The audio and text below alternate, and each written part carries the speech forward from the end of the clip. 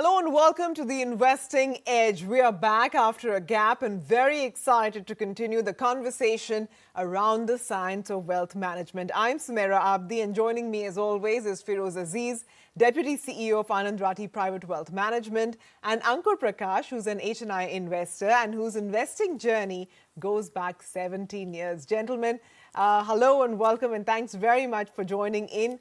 2020 has been a roller coaster and almost no investor or portfolio has escaped unhurt. So what happens to your investment strategy, which was hit in the face with a global pandemic? Feroz, the balance has been disrupted. There's no two questions about it. How do investors now bring this balance back into their portfolios? See, the balance has been disrupted for those who didn't have a strategy in place. Point one, I think the key takeaway from the current pandemic is markets are going to be unpredictable, and that's a reiteration. The second thing which gets reiterated is economy and the markets could be dispersing, and there could be a dichotomy. All these are attributes which the market has exhibited in the past, and it again exhibited now. The reasons could be different at different points in time, but it will find itself some reason or the other. So point one is the disruption in people's portfolios is massive if they didn't have a plan in place, an asset allocation in place, a clear filter mechanism in terms of product, and lastly, if their understanding of what risk they took, and if they've not stress tested their portfolios, there has been disruption. Now, to bring it back to shape, I think one is if you don't have a strategy, have one. Second is, if you have a strategy, look at the asset allocation again with the current scheme of things and superimpose what the current environment has for us on the portfolio and begin again. All right, so basically what you're saying is that a strategy not just maximizes your returns, but puts an investor in a better place to withstand shocks and actually, recover from that. Ankur, let me come to you. How has your portfolio weathered the vagaries of 2020 and what has been your learning so far? Yeah, Sumaira, see, like in any business, you need to have a strategy, execute that strategy, and have patience that your execution is going to result into the long-term benefits as creation of the wealth. So I have been as you said, I've been investing for more than 20 years. For the last 8 years, I have been with Anand Rathi and Feroz and his team, specifically people like Kedar, but they have been helping me to create the right strategy. So as you said, there are no two questions about that we are going through a turmoil, but if we have the strategy and we believe that we have the right strategy, we have to stick to it and make sure that we create long-term wealth. And that is what we have been doing. All right. Well, the thing I'm hearing the most is plan, plan, plan. Feroz, almost every investor has their favorites, their biases when it comes to asset classes. And generally, Indian portfolios are overweight gold and real estate, right? So how do you get people to actually make realistic allocations which can optimize their returns? I think the first thing I would like to say on this topic is don't fall in love with an asset.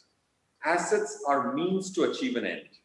So achieve an end, by which I mean have objectives which are clearly defined, not just return objectives, risk objectives, transmission objectives. Attach yourself to those objectives. If you attach yourself to objectives, that's when you can create detachment from assets. So that's point one. Point two, when it comes to gold and real estate, we as Indians have come up in an environment of survival of the fittest. So our affinity by design has to be towards things which are tangible, by which I mean you can touch and feel, like gold and real estate have a certain degree of tangibility associated with them. So tangibility, to my mind, in the new world should be defined as access to the value. Like real estate, if I know my house is worth an X crores, if I can't access the value the next day, then it is not so tangible. So be conscious that tangibility is not an attribute which you should fall in love with. Third, make sure that your asset allocation comprises of 3 assets or 2 assets at a point in time, by which I mean not all assets are good all the time. Like 5 years back at Anand Rathi, we decided that real estate is an asset, very clearly showing signs of deterioration. So we closed down a real estate fund and you acted upon it. So because there was no attachment to an asset being an organization, but individuals find it difficult to action the data which they see. So the third point I'm making is don't always own all assets. There are periods where a very good performing asset will go through a trough, which could be elongated periods. If you stuck to them for long periods of time, there'll be value destruction. So the third point is not all assets at all the time also. So these are the 3 things if you kept in mind. I think being more pragmatic, more data-driven on asset allocation will only be possible if these points are not ignored. Okay, Firoz, I have a follow-up over here. It's interesting that you say not every asset at every point in time. Isn't that akin to timing the market, because you're essentially trying to time your entry and exit from an asset class, a product, an asset class. Basically, the thing is that you're trying to time it, right? Okay, now let me clarify. How is this different from timing? Timing is, now if in your strategy, let's assume you have 50% equity, 50% debt. That's your strategy. The next step, that's asset allocation. The next step comes the fact of implementation. Now, if you've decided 50 for equity, 50 for debt, if you kept this 50 waiting for a certain market level, that phenomena is called strategy, is called timing. So asset allocation is at a strategy level, timing is at an implementation level. If I've set aside some money for it, don't wait for a particular price perpetually to get that price. If you're out of it, then you're out of it for long periods of time. So that's the difference. There is a line between timing and having your strategy and the asset allocation pros. Once you've chosen your asset allocation, don't wait for specific price points to implement your strategy. That's the distinction, a thin distinction between formulating an asset allocation according to all the data and then timing to get in at a specific price, which sometimes becomes very detrimental to the portfolio's performance. Yeah, Firoz, listening to you, you're like a surgeon preparing for surgery, right? Okay, Ankur, you know what? There is nothing quite like the power of hindsight, right? So for everybody who's watching, they're looking to learn from experiences or from mistakes of others. Why don't you do us a favor? Tell us where in your investment journey have you gone wrong and what is it that you've learned from it? So, Sumaira, I have been investing for over 20 years now, and the last 8 years have been with Anand Rathi. The one thing that I would definitely say that I have learned over a period of 2 decades of investing is that one should never try to time the market and be a little bit patient. So look, take the example of today, right? Many people might be thinking, many investors might be thinking, okay, let me wait till a certain nifty levels, then I'll take 80% of my portfolio and invest in that certain nifty level, so that as the market goes up, obviously my portfolio is going to grow. But that is not the right strategy, because it might happen, it might not happen. So you have to formulate the strategy, keeping in mind your objectives, what your objectives are, whether they are short-term, medium-term, and long-term objectives. And based on those objectives, the strategy implementation has to happen. And that is what one should be focusing on, not timing the market, not being impatient that, oh, I lost X amount, now let me try to recover that X amount in the next couple of weeks. Those are the things that are going to be really going to toss the strategy out of the park and result in long-term wealth destruction rather than wealth creation. Yeah, so you can either choose, right? Patience or panic. It's your call. Okay, Firoz, one thing with assets is that the winners keep changing. They keep rotating, right? And what happens very often is that retail investors end up catching only the tailwind, right? So how can investors stay ahead? You spoke earlier about, how well ahead of time you realized that there wasn't much value left in real estate. So you advise people to exit. How do retail investors, get this knowledge or get this kind of strategy in place? I think your asset allocation can be driven by what valuations are you buying that asset at. See, for HNI, having a wealth advisor by his side could be of some assistance to answer that question, because the wealth advisor will collate all the data and try and infer something out of it, and then help you manage your asset allocation, maybe change it in a certain situation. But for a retail investor, make sure that you have your thumb rules in place, especially when it comes to equity. Okay, valuations are a key driver in the long run.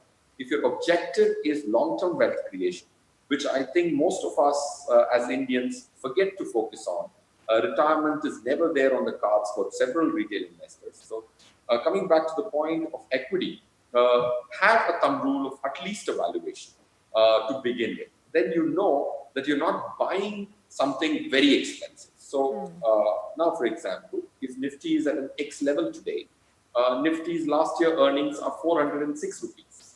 You should know this. If you have anything to do with equity, you need to know what the largest index in the country earned last year, 406. 10,500 could be the level approximately. Then you're speaking about 10,500 divided by 406, which is your price to earning multiple for the last year. So having a sense of that is very critical to be ahead of the curve. And it doesn't mean that any time it shoots a certain threshold, you will have to make changes, but being aware of what price at which you're buying that asset, so that you could do a relative comparison over years and decades to get a sense of where on the scale are you, could be a good input to formulate an asset allocation and avoid tail risks or extreme risks, and not be the last man having been caught on the wrong foot. All right, you know what? Let's take a break. We're going to be right back. On the other side, we're going to tell you how you can find out whether or not your advisor is suggesting the right asset allocation. And you're going to be surprised. There's some very, very surprising insights lined up next. Stay tuned. Welcome back to Investing Edge. With me is Firoz Aziz, Deputy CEO of Anand Rathi Private Wealth Management, and Ankur Prakash, who's an HNI investor who's been doing this for 17 years. So you've spoken about asset allocation, but Firoz, the thing we want to know now is how investors should judge whether their advisor is doing justice to the asset allocation. I think if you have to figure out whether your asset allocation has been right, and your advisor is advising you right. For example, in the current situation, over the last 5 years, real estate, there was writing on the wall. Even the RBI governor, then RBI governor, very categorically said that real estate is in a bubble. If your advisor gave you anything to do with a real estate fund, a real estate entity, or brokered a deal of buying you real estate, that's a sign of caution. Because data was so clear that you really should look away to not see this coming. So there will be instances when the advisor would give you an allocation which is very contrary to what data throws up. If the RBI governor went on record saying that real estate is on a bubble, and your advisor is giving you a product which is a real estate fund, and in turn, then you automatically realize there is some vested interest for having recommended. Now, quite a few wealth managers or wealth management firms set up real estate REITs, which I found very surprising. Just because the client wants to buy an apartment, you just don't try and broker the deal instead of stopping him. So asset allocation being right can be very easily thrown up when you see large pockets of specific asset underperformance, and it was clear that you shouldn't have been there, but your advisor has made you be in it.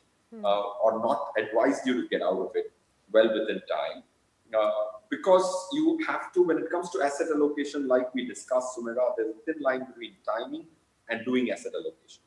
Asset allocation is trying to look at data and then formulating an opinion and then deciding what portion of your money should go into which asset. So I just gave you one illustration to figure out whether there is enough work being done, data-backed work being done to give you a right asset allocation. Yeah, wow, you really don't like real estate, do you, Firoz? Okay, we get the point. But tell me one thing, once you've decided on the assets that are going to be part of your portfolio, how much of asset allocation is also deciding, the diversification within that asset class, and how much is too much? Because, I mean, I've seen investor portfolios which are very, very wieldy. Correct. See, once you decide your asset allocation, it's very, very critical. You or your advisor, one of them at least, will have to make a check whether this asset allocation is to your risk appetite. How do you do that? You can test various outcomes this asset allocation would have got in the past.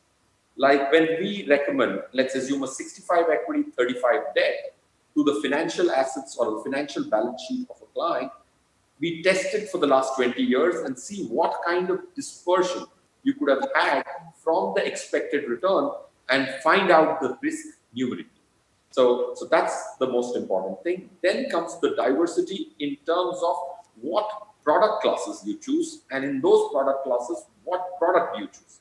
So there are two more very critical steps. After you've got your asset allocation right, you will have to find out what product classes you don't get into. For example, if you've chosen equity, there are 5 ways you can participate in equity.